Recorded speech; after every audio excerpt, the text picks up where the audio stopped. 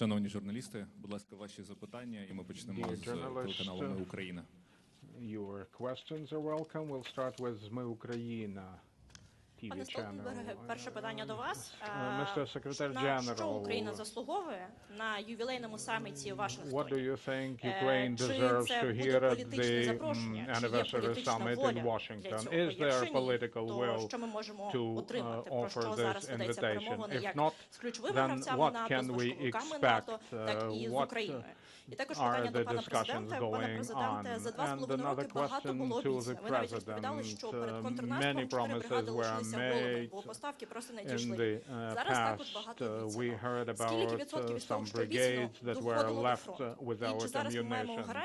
Of the promises made, how much ends up at the front?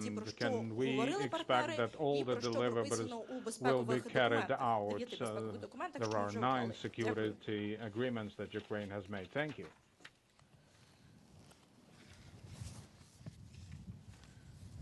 Well, I really believe that Ukraine's rightful place is in NATO, and therefore I'm working hard to ensure that Ukraine will become a member of this alliance. To have that decision, we need all allies to agree. We need consensus. We need not a majority, but actually 32 allies to agree. I don't expect that we will have that agreement by the summit in July. But I really hope that we can demonstrate that we are moving Ukraine closer to membership, and that the day will arrive as soon as possible for us to have Ukraine as a full member. In the meantime, we should ensure that Ukraine becomes as interoperable as possible, that Ukraine is fully up to all NATO standards. So when the political conditions are in place, that Ukraine can become a member straight away. Therefore, I also believe that what we now do when it comes to military support is partly about ensuring the urgent needs for Ukraine. And we discussed how we can step up more military support for Ukraine. But it's also about how to ensure that we deliver the capabilities and help to build the Ukrainian future force that enable Ukraine to become a member of this alliance. So rest assured, we are working hard. We made some important decisions in Vilnius, where we removed what we call the requirement for membership action plan, turning the path to membership from a 2-step process to a 1-step process. We agreed to establish a NATO-Ukraine Council, and we also agreed a big program for interoperability, ensuring that when the political conditions are met, that Ukraine can become a member straight away. Thank you very much for your question. The voting at the U.S. Congress was very important. Some deliveries have already been done. I won't tell more. I'll only say that we haven't gotten all we need to equip our brigades. As far as the security agreements and assurances are concerned, they were very timely and important at the time that we have been waiting for the decision in U.S. You know that air defense costs a lot, and the systems or replaceables that were delivered to Ukraine in the past several months were mentioned in some of those security agreements. Далі, будь ласка, інформаційна агенція Reuters.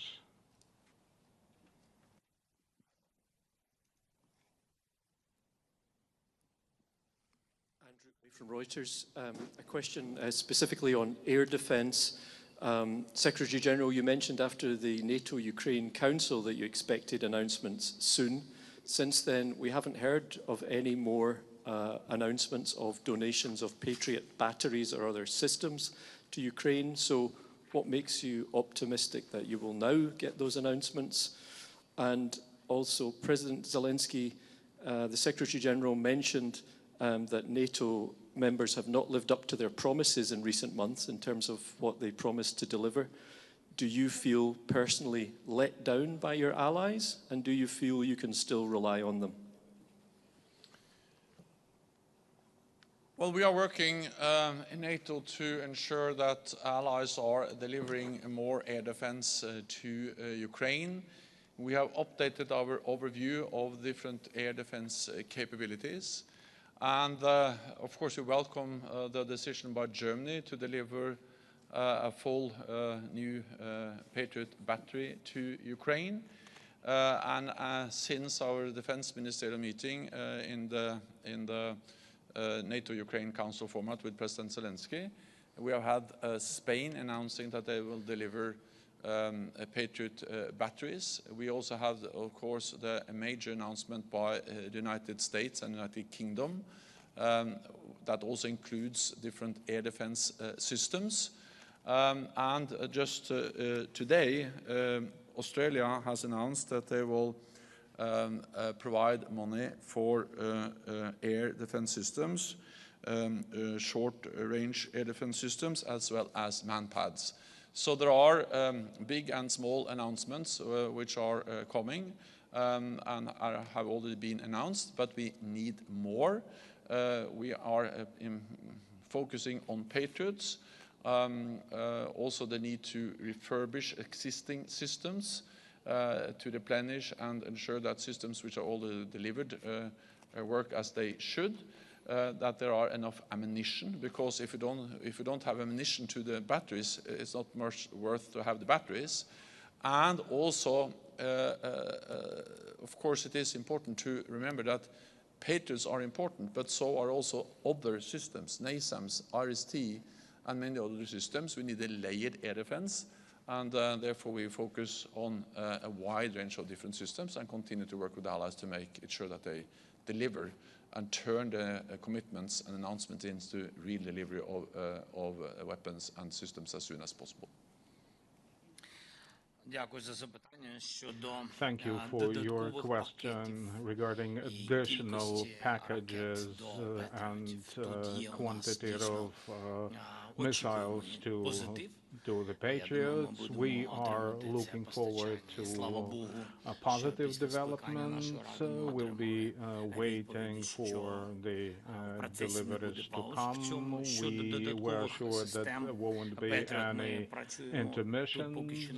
As regards additional Patriots batteries, it's hard to say that we have heard anything specific, but some initial steps have already been made. We discussed those with Mr. Secretary General. We are continuing our analytical work. We know what other partners can offer, so we're working on those additional Patriot batteries. As soon as they are in Ukraine, we'll all feel that, we'll know that it's important to see that they work to defend our skies. And the last question from BBC. Thank you very much, Jonathan Beale from BBC. First of all, President Zelenskyy, can I ask you about what's happening in the East, the situation in the East? Your forces seem to be retreating at the moment. Is there a danger that retreat could become a rout? In other words, your lines could collapse with Russian advances. You mentioned the expectation of the ammunition, the promises that the US has made and now delivered on in terms of getting the vote through. But when will that ammunition start arriving on the front line? Will it make enough of a difference to stop the Russians? And how long will it be to take effect, do you think? And then I would like to ask Secretary General, also, how worried are you about the situation in the East at the moment? Do you think the pledges that NATO countries, including the US and the UK, which you mentioned, are going to be enough to reverse the trends we're seeing, which is Russian advances? How soon will that ammunition arrive, do you think? And also, you've mentioned there about the need for, I mean, I think you've been honest and said that NATO has not delivered what it's promised. And you have talked, you know, I've listened to you for the past year talking about ramping up ammunition in the West, in European countries, and glaciers have melted faster. It's taking a long, long time. I just wonder if you've apologized to President Zelenskyy that NATO countries have not delivered what they've promised. Thank you.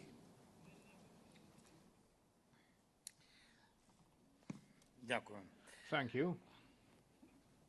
Stabilization in the battlefield, потужність нашої армії, the capabilities of our armed forces, taking initiative, deploying counteroffensive. All these things depend on three main, conditions, items.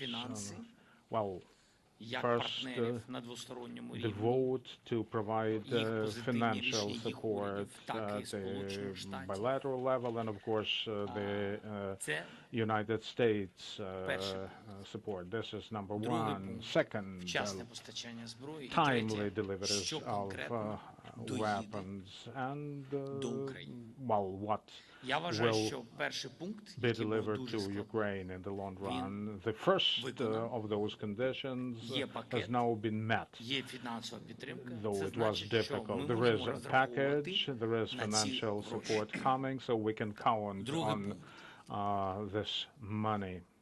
Second, timely support of the armed forces. Well, I am yet to see significant positive developments. Well, deliveries have started, but this process needs to be sped up. And number three, one thing is to have funds. Well, that's important, and once again, we sincerely appreciate that decision, but it is as important to see what we can get with this fund. Well, I'm not even talking about the issue of how these weapons can be used. So we do thank our partners, but there are two more conditions to be met. Thank you. NATO allies have not delivered what they promised. The United States spent months not agreeing a package for Ukraine, and European allies have not delivered the amount of ammunition they promised. And this has had serious consequences on the battlefield. The lack of ammunition has enabled the Russians to push forward along the front line. Lack of air defense has made it possible for more Russian missiles to hit their targets. And the lack of deep strike capabilities has made it possible for the Russians to concentrate more forces. And we see the consequences of that now. Therefore, it is extremely important that over the last couple of weeks, we have seen some very important changes. The big US announcement of $61 billion really is significant. The United Kingdom has announced its biggest ever package, including air defenses and millions of rounds of ammunition. And then you have many other allies stepping up with different types of announcements. So now our responsibility is to ensure that these announcements are turned into real deliveries, physical deliveries of weapons and ammunition as soon as possible. And this logistic work, the practical implementation of delivery of ammunition and weapons to Ukraine is shared by, or General Cavoli, the US top commander in Europe, is responsible for that effort. I'm in regular contact with him, and he is very much aware of the urgency. So they do whatever they can to make sure that announcements are turned into deliveries as quickly as possible, because time matters, every day matters. General Cavoli is also the NATO Supreme Commander in Europe, so of course this is something we then also coordinate closely and work closely with all NATO allies to ensure that this happens. I'm also personally working with and engaging with different leaders across the alliance, And we had a very important meeting of the NATO-Ukraine Council where President Zelenskyy addressed us 10 days ago in a way to sound the alarm bells and to make it absolutely clear that there's an urgent need for more, and allies understood the message. And since then we have seen new announcements and political decisions, and there will be new announcements in the near future. But again, announcements are not enough. We need to see the delivery of the weapons. So I have stated this clearly, not only in my meeting with President Zelenskyy, but also publicly, because I think we need to be aware that we have to be honest, and we have to realize that when we don't deliver, when we delay supplies, it's about life and death. It has real consequences. This war is not a kind of theoretical thing. It's something that's going on 24/7. And when we are not delivering as we should, then the Ukrainians are paying the price. But it's also us, also all NATO allies, because, of course, it has a cost to ensure that Ukraine prevails. And there's always a risk when you are engaged in conflicts like Ukraine is now. But the biggest risk is if President Putin prevails, and if President Putin wins. And the biggest cost is if Russia wins in Ukraine. Because then we speak about enormously much bigger amounts of money, a much bigger amount of money that NATO allies have to invest in our security. So supporting Ukraine is the best way to ensure our own security, and that's the message to NATO allies. Дякую. На цьому прес-конференція добігла кінця. Thank you. With this, this press conference is over.